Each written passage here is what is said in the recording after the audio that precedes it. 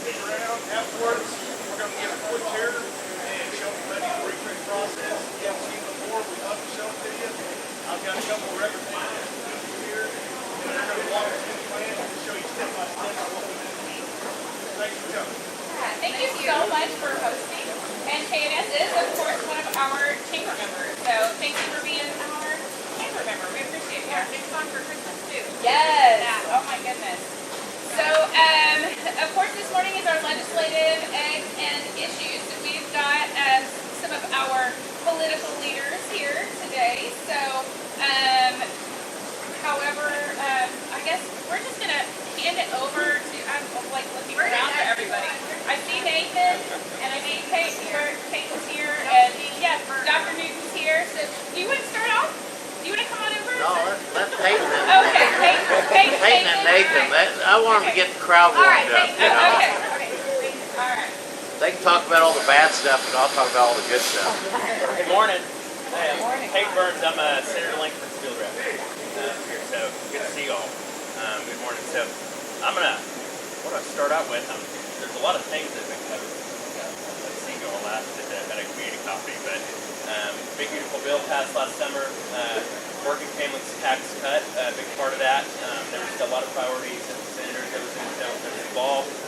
If you have a nonprofit starting this year, so for 2027, when you're filing for 2026, you'll be able to take $2,000 or $1,000 for an individual and $2,000 for married filing jointly off of your taxes, regardless of if you take the standard deduction or not. So what we found is that only 9% of Americans were able to write off their taxes and to donate to nonprofits, and that's a big issue, especially small local communities that deal with these, trying to get dollars together for causes locally, and they're better spent that way than with the government. And that's been a priority the Senator's been working on since 2017, and we're happy to see that get down there.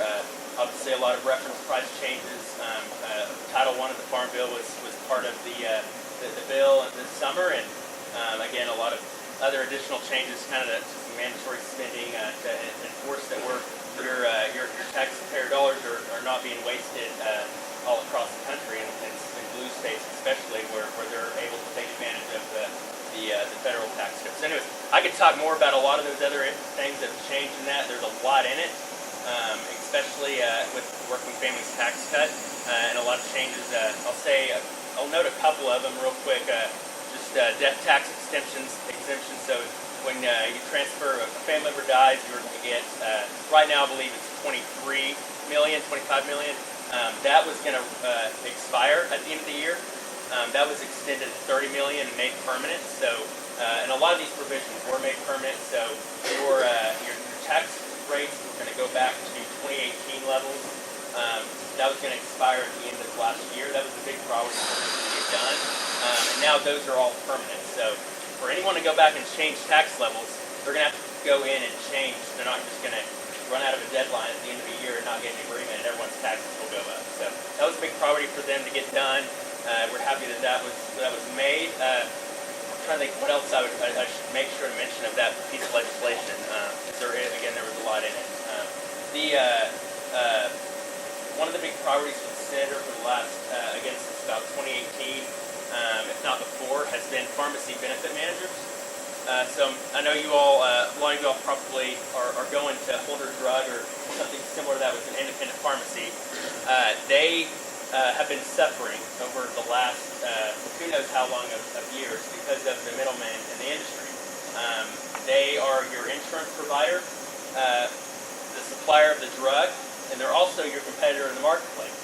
What does that lead to? That leads to unfair treatment to these individual pharmacies when they're charging them more for the drug than they're actually using when they're supplying it, and they're also double charging these pharmacies. So you get charged beforehand, and then after you purchase the drug and supply it, and they're getting charged again on the back end, which is leading to about 80% of the loss when you have the drug actually supplied for the individual pharmacies. And again, I'm not a healthcare expert, so I'm just not going to go much more into the weeds on that.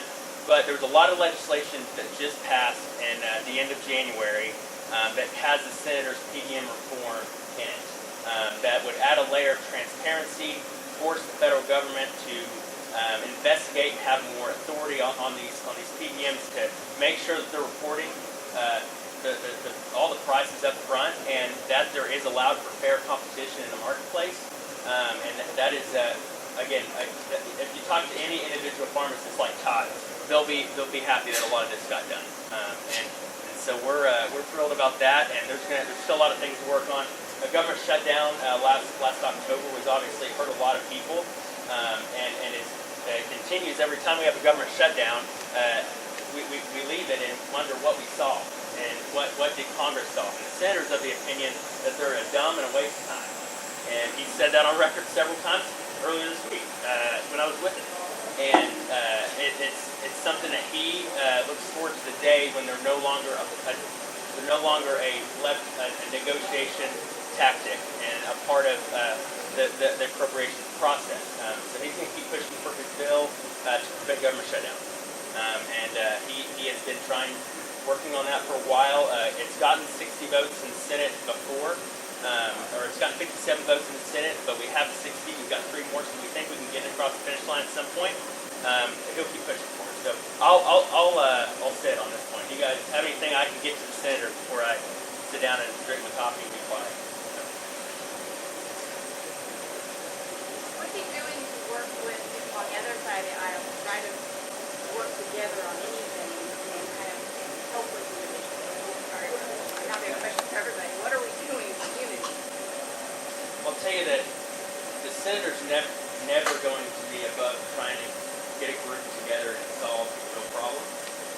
I think if you look through Congress at people who are willing to do that, and many of you all remember, even a long time, it's been a year and a half since the senator worked on a bill to try to solve a lot of our border security issues, because they're still there, and they'll be there whenever we have a new president. And he's certainly not above that. He's one of the ones in Congress that will work to try to find common ground. But on his end, he is going to find common ground, to find issues where everyone, depending, no matter what party you are, what you agree on, but he's not going to sacrifice values. So if there's when it comes to sacrificing for giving and taking on issues, he's not a person that's going to do that whenever he's negotiating, working on legislation. He's looking for the areas where you can find common ground. And I think if you look back towards the last time, and I don't love mentioning this because it's been a difficult time, because you saw everyone on the far right, the right side of the political aisle, go after him pretty heavily for trying to work on common legislation. So I think his track record will show he's not above doing it. And I think I can speak for Frank and Todd as well and say that they do the same thing. So we're certainly not above that at all. And to speak a little bit more on that, and I mentioned this last year a little bit, so I'm not going to talk much more about that, but there is a lot of issues that we need to address in policy for whether it's immigration or border security. They need to be set in statute, so we're not interpreting the same ambiguous terminology every administration. The Trump administration has come in and handled things a lot differently than the Biden administration did. Well, we could have another Biden administration, not Biden, but maybe in the terms of another name that's enforcing it the same way. We're going to have the same issues. And everyone's going to say, we need Congress to come in and fix this. And we tried. He's been working on it. And I don't think you'll look around Congress and see that he's fought as hard to try to find common ground on a lot of these issues as anyone in the Senate. But still hold true to his conservative values. Has his voting record and everything else to show he's about as conservative as a senator, especially fiscally, as one gets in Congress. Sorry for that long answer. Anything else? Thank you all.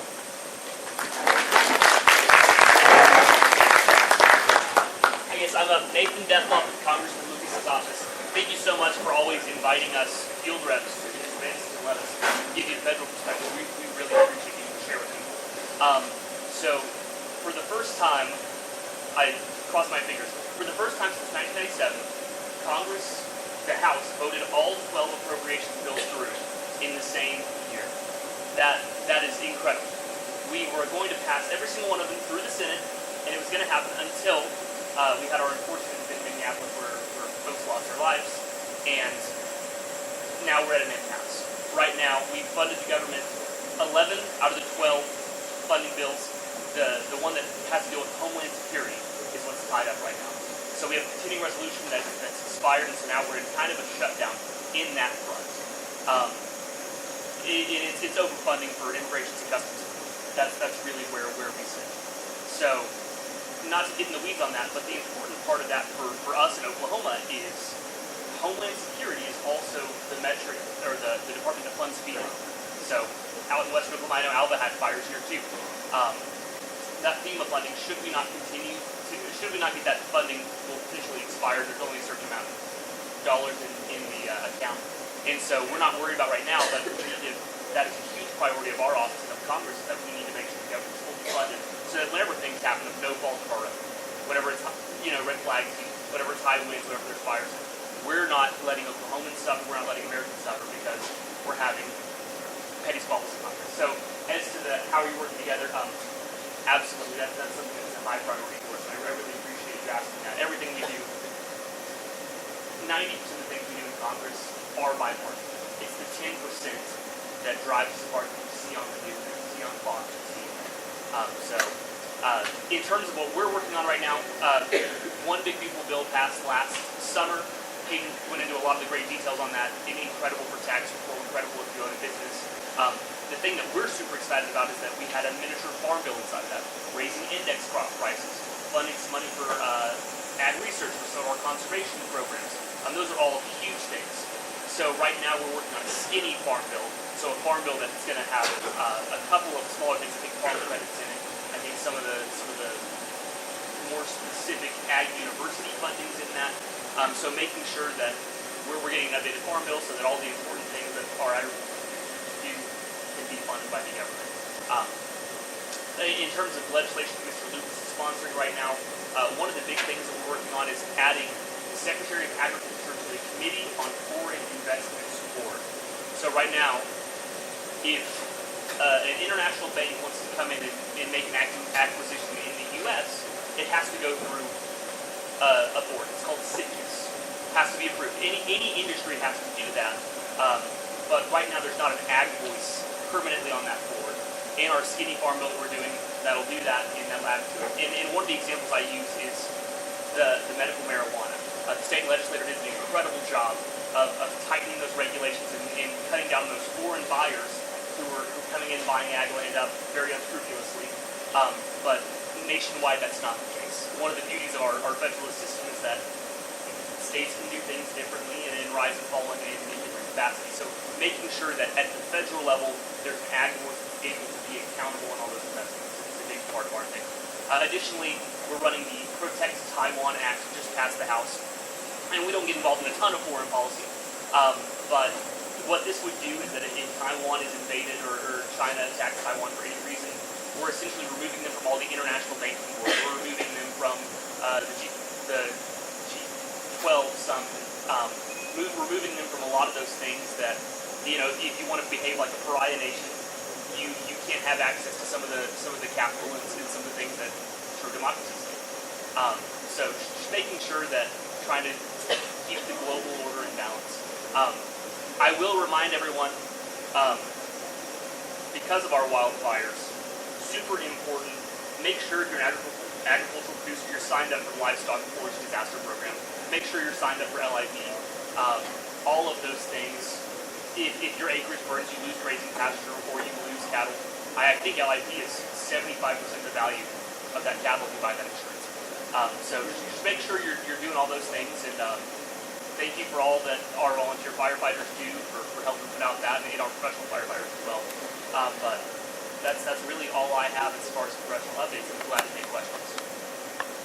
So, are you doing anything, or what, I know you are, but what are you doing to address the price of fertilizer for the farm? And it's something that's killing us right now. Updating that index crop price is important because all the inputs go in, whether you're talking about equipment or whether you're talking about fertilizer or about labor. So trying to make sure those things are regulations, and really, with all of the global trade and all of the conversations we're having, that's a great influence. So trying to get our U.S. ag policy is consistent. That way fertilizer producers know, okay, we're consuming prices. We can, predict a steady increase versus sometimes having one drop off. So, yeah, no, appreciate that. All right, thanks, guys.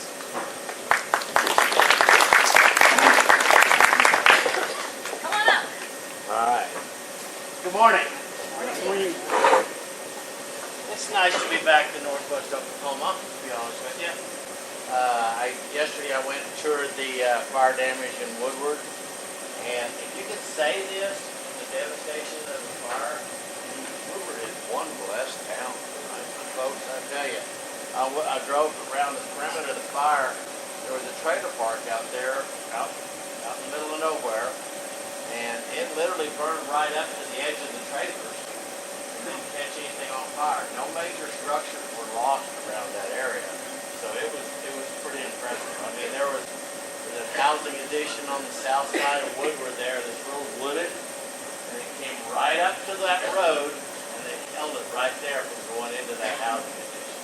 If it had got in those woods there, it would have taken all those houses. So it's amazing. Lord watched care with them, and I know you guys had a fire up here, and that was scary too. So, anyway, overall we're blessed. I mean, City of Tyrone, that's where the senator is. He is surveying damage on out to Tyrone and all that. Tyrone was hit really hard. I didn't go on out there and look at that. I was just covering this area here. But wildfires are something we're dealing with, and we've tried to. There's some even legislation on helping with wildfires and protection on that, so we are looking at that. But just to give you an overview, we're in week 3.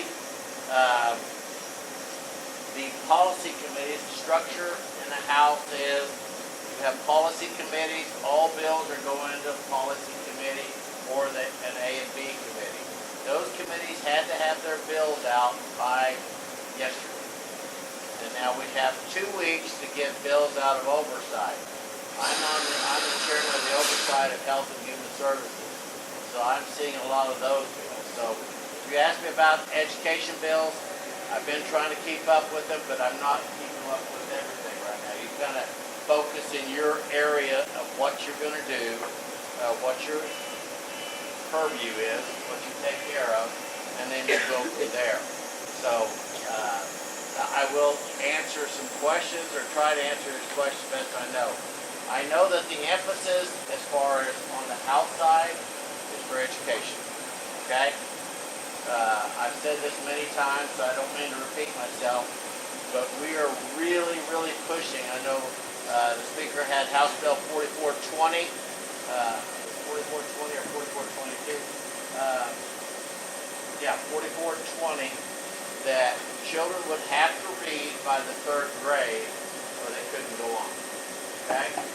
From kindergarten through 3rd grade, you learn to read. Okay? From 4th grade on up, you what? You read to learn. And so if we don't teach them how to read, it's hard for them to ever catch up and keep up with what's going on. And so that's it. We're putting a lot of stipulations on that area. Another bill he had was House Bill 4427, which was to hire adjunct teachers to help be reading specialists for those early childhood. I know we got another bill out there. You say, well, what about the ones above the 3rd grade? Well, there's a bill out there that before you get your driver's license, you'd have to read at an 8th grade level or above. So we're trying to put an emphasis on teaching them to read. You know, have you guys ever heard about the Mississippi Miracle? Anybody heard about that? They were, I think we were 49th and they were 50th. And then all of a sudden they're up to number 13 or 14. And what we looked at there, what they did, it wasn't that much of a miracle. They made them do this. This is what they did.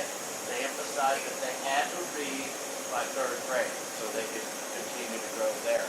So I know that's an emphasis of our side, is looking at reading or stuff like that. Now, to answer a question over here that came up earlier, some of our legislators like to live on the internet, okay? I mean, we've got some of those that are on the far right and more far right than far left that they want to make you mad so that you'll come and punish us, okay? And they aren't getting their bills heard because they're not common sense bills. And so when that doesn't happen, they blast it out on the media. We've got one person that they posted out there, and if you look at the comments under, they got like 30 comments. 25 of them are their comments. So they boost it by that. So we deal with that, and then we're getting blasted by that. One of the ones that you may have heard, you probably didn't hear about it, but it was House Bill 3038. It was an anti-abortion bill, and that it's for chemical abortion is the only way to make self-medicate and have an abortion by chemical. But what they wanted to do is they wanted to put the mother in jail and convict her of murder, first-degree murder. I'm sorry, folks. If a lady has an abortion, she's not in the right, best of state of mind and everything like that if she's going into that point.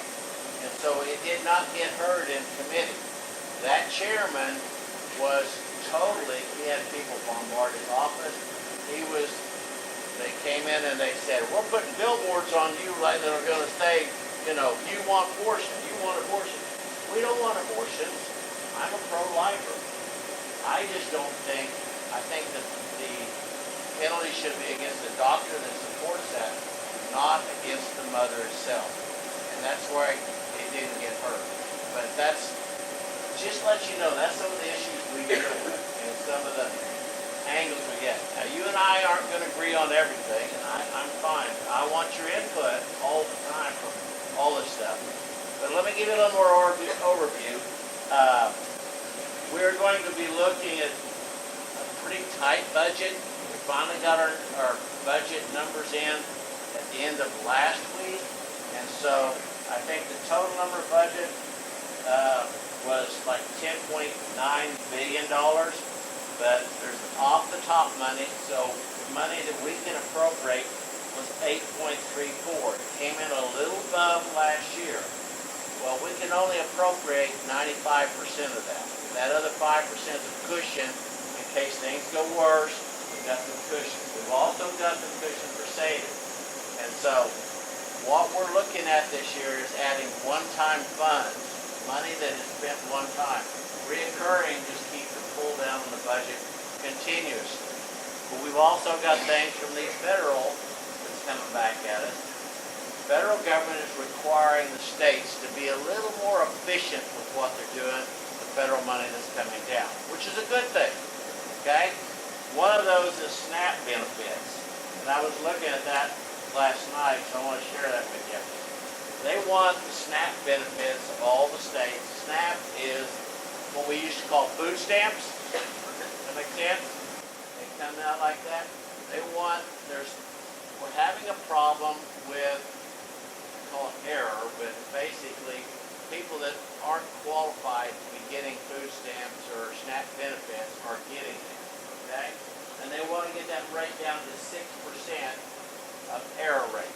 In other words, they want 94% of them to be actual true recipients. And there is a problem. I mean, Alaska's the worst. Their rate is 24.6% error. Oklahoma, we're right at 8.7%. And what the federal government has said, if you don't get down close to that 6%, you get to pay for more percent of the SNAP benefit.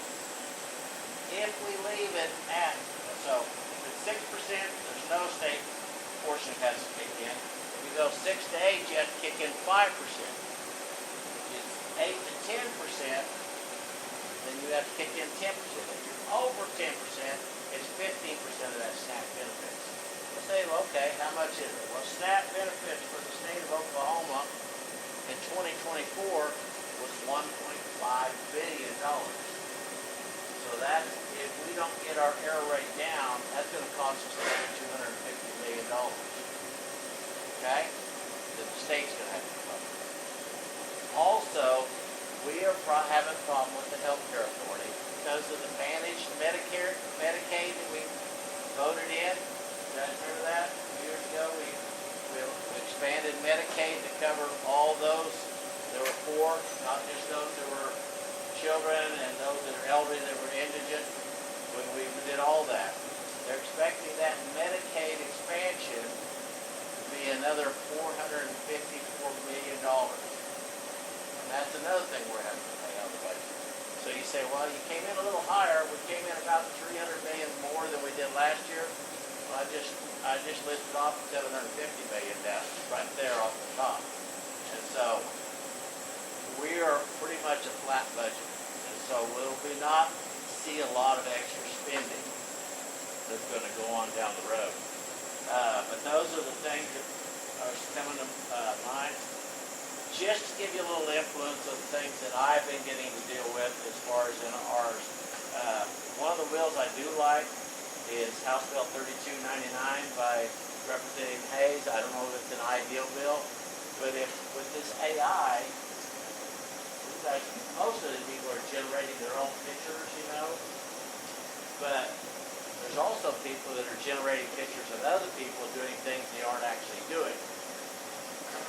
And so there's a bill to make that a felony if you synthesize or digitize somebody and show things on them that aren't true, that there would be a felony on that.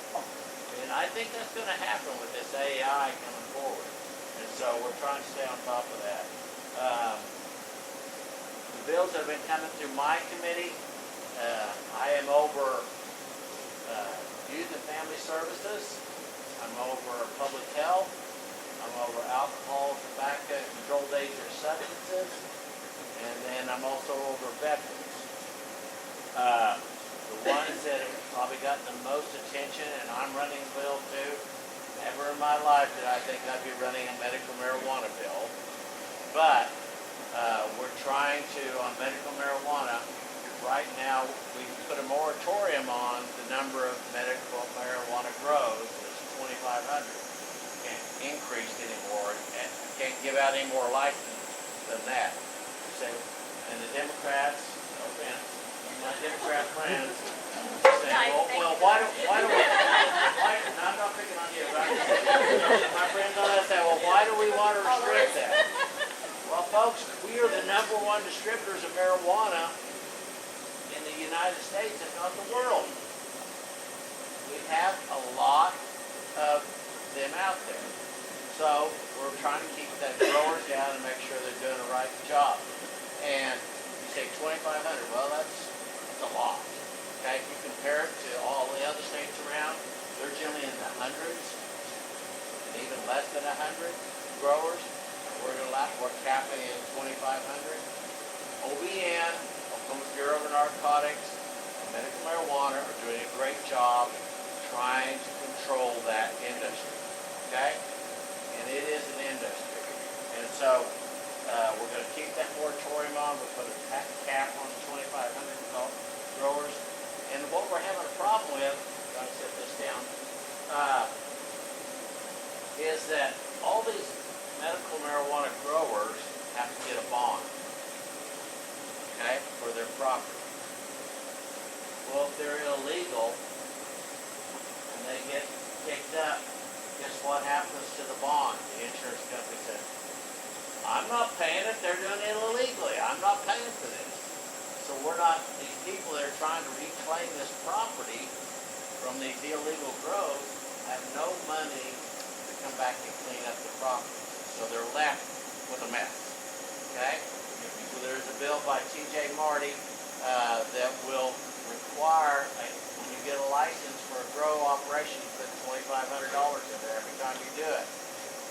That decreases the incentive of getting one, which makes them not want to be a grower, but it also, that money will go into a revolving fund that when there is claims that need to be paid out, the will be that money to be there to pay that out. Okay? My medical marijuana bill is on medical marijuana gummies or edibles or liquids. Okay? I don't think they need to be in gummy bear shapes or act like a spider or look really enticing or animated shapes. This is medicine, folks. Medical marijuana is medicine. If we're going to believe that, we need to keep that. What other medicine do you take that's shaped like a gummy bear? Huh? Vitamin. That's not medicine. It's a vitamin. That's what children is, right? Right. That's the problem we're having. We're having little kids see these gummies up on the countertop, and they're getting a hold of them and eating them. I have a list of 10 instances that have happened in just the last few months of kids having seizures, being in the ICU, being knocked out to the feel unresponsive. And so that's one of my goals. My other part of the bill is that on medical marijuana, that it would list on liquids and edibles how much THC is in there. I'm saying one serving is 10 milligrams of THC. Okay? Then, in other words, like you get a bag of chips. I'll get a bag of chips and I'll look at them and says, I can eat this whole bag. It says 3 servings. I didn't know there's that much. They make calories in there. And the same thing needs to apply for this medicine. I mean, you can get a gummy that big and have 1,000 milligrams of THC in it. I said 10 was a serving size. That's 100 servings. And so some people are taking that much concentration, but I think there should be a labeling on there. This is 100 servings on it. 10 milligrams will be a serving, and there's 100 servings. That make sense? So I know there's a bill on the other side that required all edibles to be limited to 10 milligrams, the Senate bill. I'm the House author on that one. We'll see how it does. I tried to move that to the House side on the House committee, and it didn't get, I couldn't get it heard with that. So anyway, that's what we're doing there. Some of the other bills I am running a PBM bill, and so we do have a problem. Thanks for bringing that up. The senator has done a great job in this. These are big industries, okay? And I'm just saying fact here. You have Caremark and CVS, and that's right. And these two are one of the PBM. Now, if Jody is my employee, or my pharmacy underneath of me, we're good. I get a little bit of money back from her. I'm probably going to give her a better deal than I am going to Adam Gordon back over there. Or I'm Adam Boy on the other side of the room. And so they get a little better break on the cost of that medication coming to them than they don't give to Adam. And that's what our problem is. They control that. And so there are some PBMs. Mine covers specialty medicines. If somebody's in a specialty cancer center or something like that, that PBM can't make that person drive over to another pharmacy to get a medicine. But we've also got another one on state level, which we can only affect really private insurance and stuff like that, mainly. This federal bill, we can get Senator Langford and Congressman Luke just to bring that forward would affect the bigger national-wide,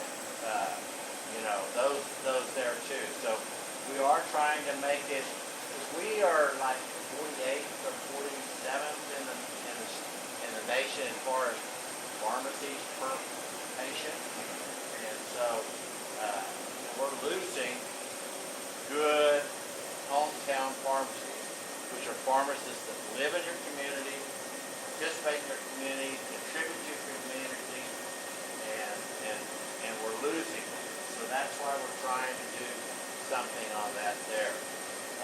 One of the other bills that I'm running is a transparency in insurance, on health insurance. Is that we want to know where they're spending their dollar.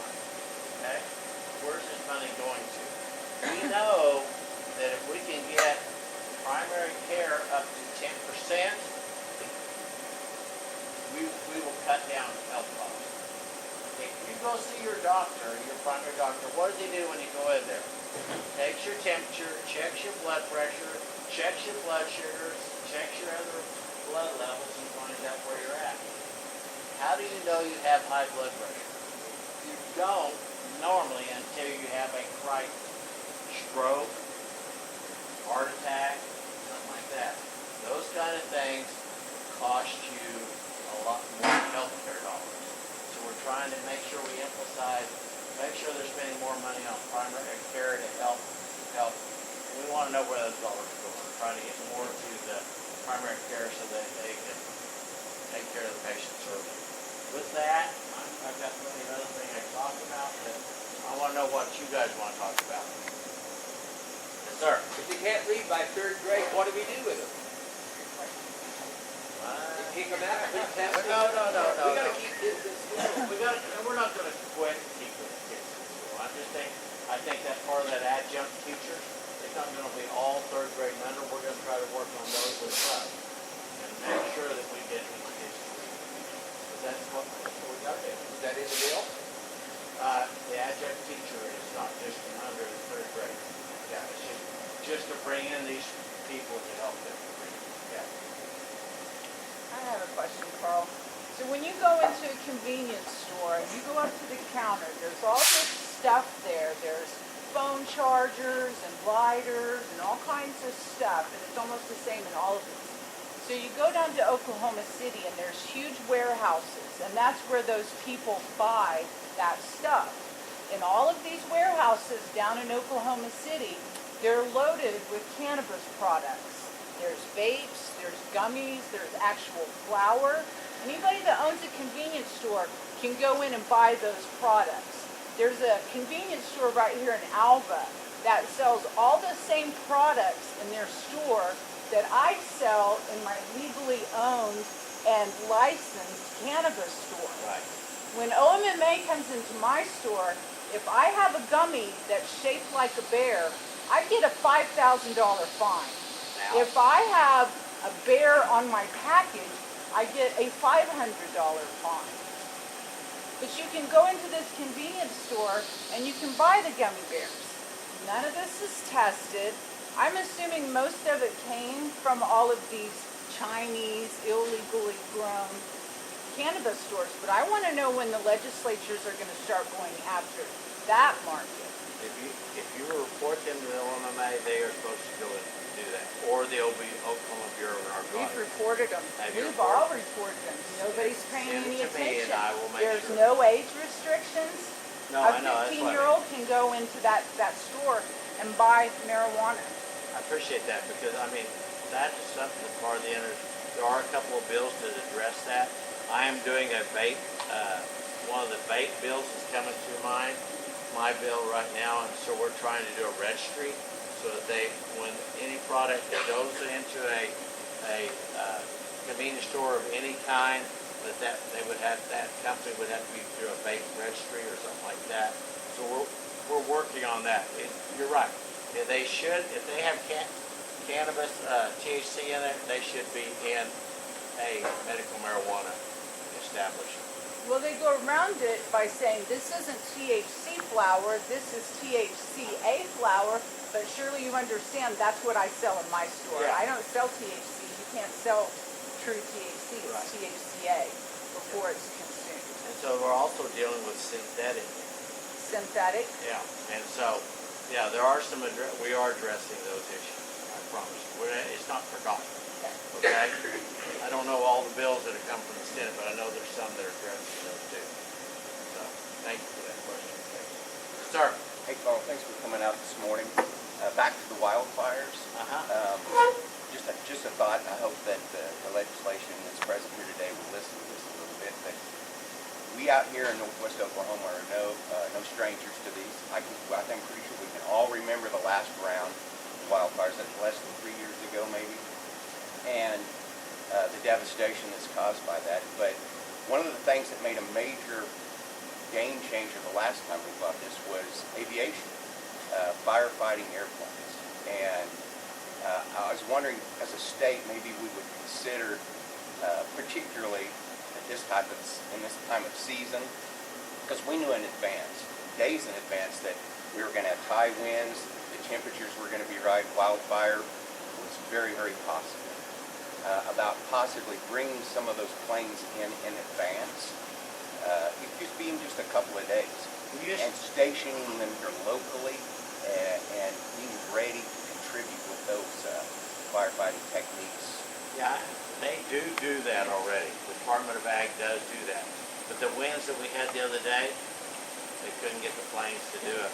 The wind speed was so high. When the wind speeds get so high, the Air Forces, we called the governor's office and they tried to dispatch. In fact, we talked to the Secretary of Ag and the governor, and they couldn't get the planes with the wind speed. Just when you get up 60, 70 miles an hour, it's ineffective, and they can't control themselves and put themselves in danger of the vehicle. But yes, we already do that. We do that. Department of Ag, we've got a large planes. We've got a joint deal with Texas and us, that when we have wildfires in our area. In fact, I know they put one in Woodward one time. Our area was in danger, Right. and so they do that. The Department of Ag does that. So thank you for that. Yeah. Yes, sir. This year in my clinic, I've noticed kind of a record number of uninsured patients who are deciding to go cash pay, because the biggest reason is the marketplace insurance has gone through the roof, doubling insurance plans for families and individuals, which is a problem. I think that's probably more of a federal problem than it is a state problem, but we're all here. And so the other thing, and so that's a big problem. They're not able to get their preventative care, go see their doctor. Annual visits are covered 100% by insurance. If you don't have insurance, it costs money. And so people are just not being insured. And then they're not wanting to spend that extra money on coming to the doctor. They're only coming when the big things happen. Yeah. And so that's a trend I've noticed in healthcare that's not a good trend.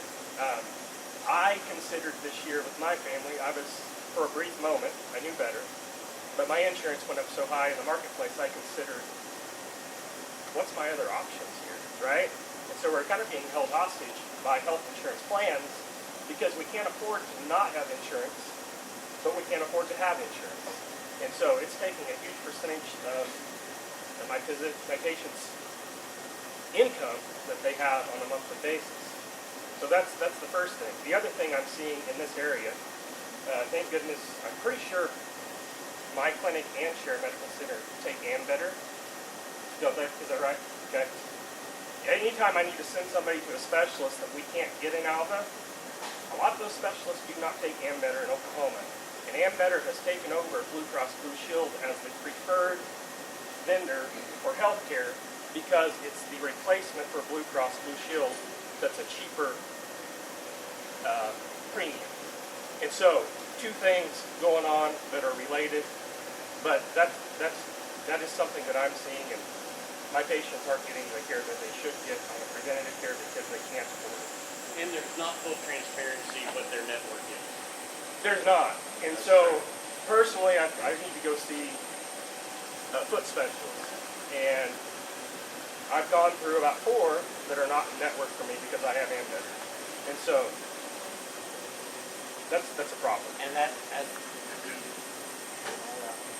who's an insurance salesman? I don't see how much trouble I'm gonna get into. I don't know, but they're reimbursed. Pardon? They're reimbursed providers for. Well, there's that. It is. Yeah, there's that. They're all that way. I mean, no offense, the insurance company's there to do what? They make money. Make money. And they put a lot of pressure on us, but we have done, I've worked on prior authorization bills for the last 2 years, trying to help get that, make it easier, get some prior authorization for procedure, prior authorization for medications last year, and that kind of stuff. And so we are working, I know there's bills on health insurance, but also home insurance, home and property insurance, car insurance. And so there are many bills out there working, and the providers are not the one. We say, well, all these doctors are getting rich off of it. We're not. I mean, and so we're trying to work on the middleman, but that's a big industry, and it's hard to tackle. I think even on the federal level, you guys would say that was true. I think another issue with that too is, and I'm talking about bipartisanship, the filibuster in the Senate is the only institution in America when you talk about government that forces both sides to come together and agree on an issue. Well, when Obamacare passed, the Democrats had 61 votes in the Senate. So that is the last time a policy is passed fully partisan that did not have the reconciliation clause. Well, especially with expiring premiums, and ever since Obamacare was passed, we've seen all these issues skyrocket that you talked about with insurance costs and where, again, insurance companies are, where these dollars are going. And so when you look at when Congress, and from everything I've heard that is coming down the pipe, they're for the first time since Obamacare, since before then, they're actually talking on both sides about how do we find a common ground on this issue that will get 60 votes in the Senate. And that's a positive, because that has not happened ever, at least since I've been alive, and that is a positive thing to look at down the pipe, because it's just an issue. There's two perspectives on it, and I think the senator, and I can't speak for Congressman Lucas, but there's different perspectives on how you want to shape healthcare policy. Do we want to keep giving more and more money to insurance companies? Do we want to keep giving throwing more and more money at the same issue that keeps growing? Because that's not going to solve the problem. And there's this multiple different perspectives on different areas, and then we start talking about whether we're going to an issue for the senator as a leader of the values team is about abortions. He doesn't want taxpayer dollars to go to providing abortions for people in blue states. That's something that's a value of his he's not going to sacrifice on policy, and so there's different views on that are on two different ends, and that's the challenge. All those things together cause the issue of trying to shape policy. But for the first time, and he said this earlier, I don't know if you were he mentioned this in the House side, but he was in the Capitol on Monday. They're talking.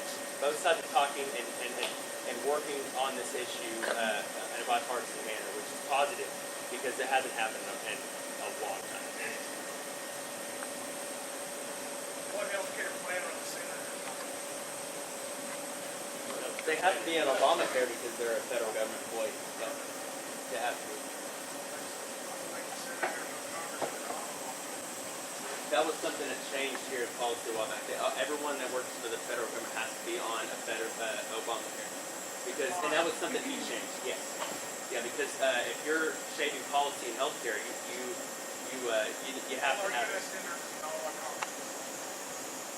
That is the policy. If they're not, then you can And whatever else they buy. Exactly. Yeah, that did change just a couple of years back. Where they used to have a member specifically. But if you think someone's not, report them. That's an investigative authority. They might get fixed. Yeah. That's the thought that they had. The public, again, like I know my boss is very if people are going to be shaping policy, they better be dealing with it, and that's certainly that's the hope, right? One of the ones we're working also here at Advantages, we're sitting on property too, that plan. And market it really well. That's the kicker. These insurances market it to you really well, but they don't tell you there's nobody that covers it. And so that's why we're trying to work on some of this transparency, so that you actually know what you buy when you get it. Anything else? What what conversations are going on regarding infrastructure, primarily water? I know that there've been, and we've been benefit from several programs. I know that probably the continuation of those programs year after year after year after year is probably something that's not sustainable the way it's currently set up. But I also know that there are a lot of conversations about doing away with various revenue streams for the state. What are the conversations, and are there any bills that are out there that are, hopefully you're opposed, I hope you're opposed to cutting revenue without looking at the needs of municipalities and utility providers. But particularly, and I'm talking about water specifically, because we're stuck with a consumption tax to fund our operations. Right. People have money, then they spend money, but people aren't having more money, so the costs are going up. They're getting less for what they're spending, and the tax revenue coming into the municipalities isn't keeping up with inflation. We need some. You know this, but 90% of Oklahomans live in towns and cities, Right. and they're all served by municipal water service. Well, then also you got your rural water. And your rural water. Same problem. And so the infrastructure is terribly old. If the state has surpluses and can cut revenue, I mean, I'm not in favor of increasing taxes, but if we've already got enough, or we got some more resources available without cutting taxes, can we not give strong consideration getting those resources out to the water utilities so that the infrastructure can be brought up to better standards, even if it's not the best standards? I mean, I personally, one of the things I'm not in favor of, I don't think we need to cut the property tax anymore. Well, your property tax won't hurt your state that much. Because your counties and communities, that's what's going to hurt you worse. Because your schools too. Your school is supported by ad valorem tax. That is tax off your property. And if we don't keep that, if we just do away with that, a lot of it's easy to hit that campaign. Well, I'm going to get rid of property tax. Well, that would be nice. We're already cutting income tax. The governor wants us to take it down to zero. We did put some points in there that we have to be growing this much before we'll cut it back down to here. And but we got to get rid of the grocery tax, state part of the grocery tax. We got rid of the income tax, corporate and personal, working on that. But anyway, property tax, which hurts you guys more. And we are trying to get some prep funds and stuff like that still for the infrastructure in the federal government. But they are also trying to do some injections there. But you're seeing a tightening of the budget on both ends. Yeah, we're not going to cut that anymore. I mean, we're trying to keep that. And I know that the nice thing is you have a pro tem in the Senate and a speaker that are both from rural Oklahoma. And so both of them are trying to do things to make sure we can control it. Well, property tax doesn't impact our water utility. But it affects other parts of us carries over to it. So, yeah. It'd be nice if there is a surplus that pump it out to where Oklahoma's needed in their water supply. Thank you.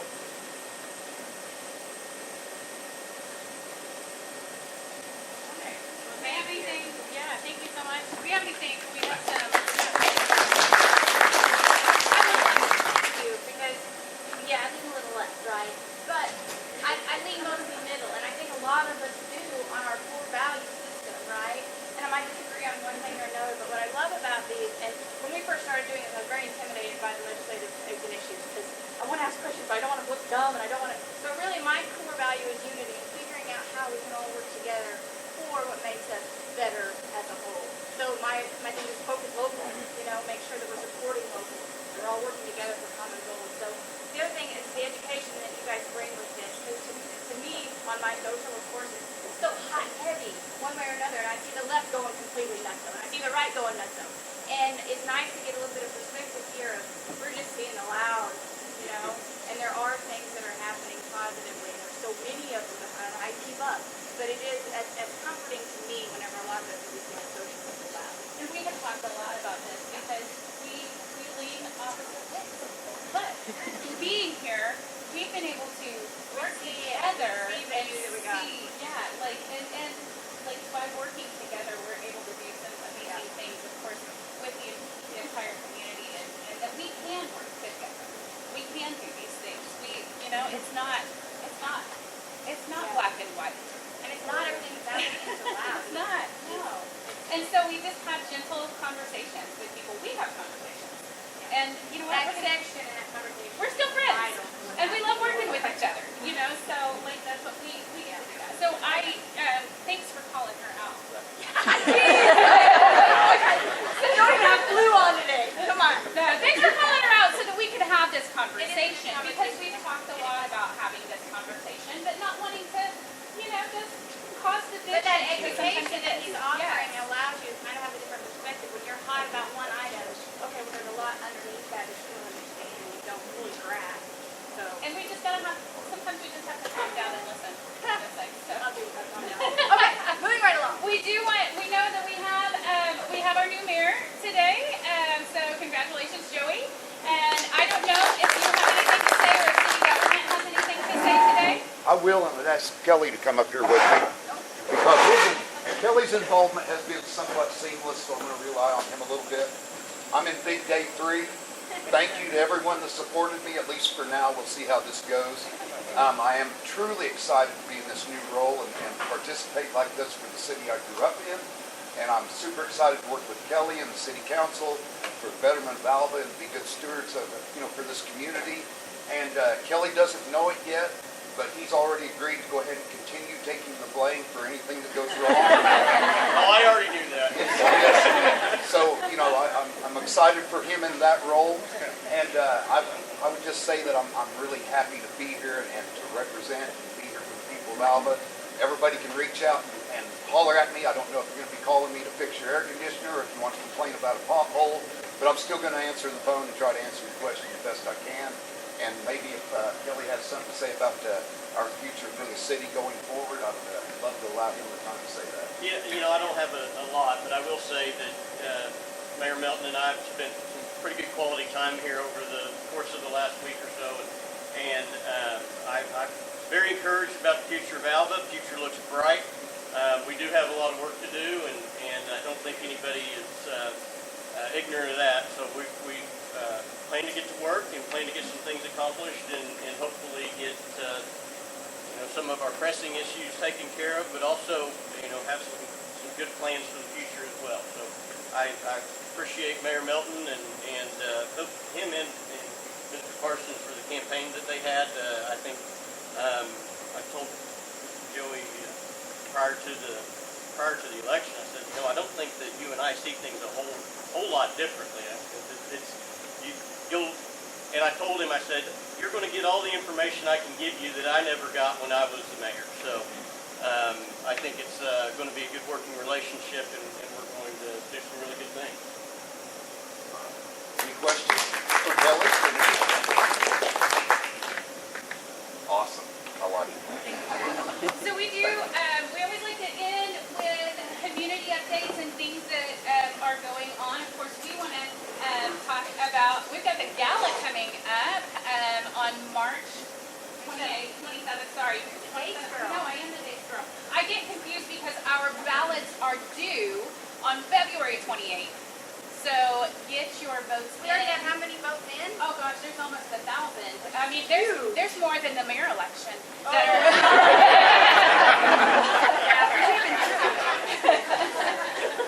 So anyway, we do have those votes available. So you can check that out on our website, alvaok.net. We do want you to know that we try to update all the things that are going on in the city, all the events that we know that are going on. We try to update that on our website at alvaok.net/events. So you can check all of those things The out. theme is prom night at the Nightlight, so we need any era prom attire. We'd like to see some promposals out there. there, it does just make sense. And you know, one of the things in having it out at the nightlight, this is going to give people the opportunity who may not typically go out to the nightlight. This is going to give you the opportunity to go out to the nightlight and see it as an event venue. And we're really excited about that. People who wouldn't typically go out get to go out and have a fun night. And the committee has been working hard. We are so excited. It's going to be so much fun. Working on an after prom also, so just keep that in mind. It's going to be a lot of fun. So tickets and table information will be coming out soon. If you are a chamber member, your business does receive a certain amount of tickets per your level of chamber membership, so just keep that in mind. And we'll be reaching out to you about that so that we know if you want to pick up your tickets or you want them mailed or whatever. So, And then, so sign up for the newsletter, make sure the calendar she's keeping that. Well, it's so robust now, like you're adding stuff almost daily. So that way you can find the out here stuff going on, anything happening in town is also on our website. I see something scrolling through Facebook and I'm at home and I just go to my computer and just go ahead and put it in there so the community knows about it. Okay, so let me say one more thing on that. I lost it, but it's okay. What do we have going on in the community? Is there anybody that has anything that they want to say with their business or anything like that going on? Before the gathering time was set, we had established an area-wide senior living type of event. And I think there's 7 different nursing homes that will be involved in this together. So, but that will be in the afternoon. Yeah, let us, if you've got some kind of flyer on that, make sure we get it, we'll get it out there. Yes. They have an event. They have an event through several different senior living centers are going to be having that same day. So, do you need volunteers for that? Sure that they can be. Yeah. So, and we do have so many amazing groups here in town who are so willing. Little Red Hens and Uplift Alva, and so many that will just come in and do the thing. So, thank you for that. Okay, on the 28th, the salt pork is not. Oh, never mind. But be aware soon that there will be ribbon cutting for the Salt Fork Event Center. Will eventually be coming up, so just watch the calendar for that. Carly, you've got a band this weekend, right? Yes. Full band tomorrow night. It starts at 6, so you'll get in. You're still back in bed by 9 or 10. We're also going to do $1 off Slack. So those are places here. So come on out. If you don't know what Slack is, that is the best. She had to educate Jody this week on Yes. growler. Oh, yeah, And she was growling. I was like, what's growler? Growling. I don't know. So then there was, the Great Divide will be in Alva next Saturday, so make sure that you get your tickets. You can go on Eventbrite at any point and just look up Alva and see the events that are happening. Also, Alva Beer Co. has a great event space on their website as well, so just check that you're... I will say on the nightlight and the Great Divide, do not wait to get your ticket at the door. I don't think there's anybody here representing them, but they have pre-sold more tickets to this show than any other show, and I think they're getting pretty close to selling out. So Go get your ticket. don't wait for the door. You will not get in. That's just good There's advice. so many great things that are happening in Alva. So did you? So on the 28th also, Polar Plunge will be happening at the Corey Washburn Memorial Pool. So that's on your Yeah, that's in Facebook our stuff. newsletter. And then the 15th, 16th, and 17th of April, we will be hosting again the Lieutenant Governor's Turkey Hunt here in Alva. And just as a reminder, that's an economic development event where we bring in people from all over to look at our community. And so if you see some unfamiliar faces, just do what you always do, roll out your red carpet, treat them well, and encourage them to think about our community. And that being said, that will be our next community coffee. We don't have a community coffee in March because it falls on spring break and many people are gone during that time. So our next community coffee will be the 3rd Friday of April, which will be the turkey hunt. So All right, so we won't have one in April. Bank it for the Girl Scout hut up until March 30th, 31st.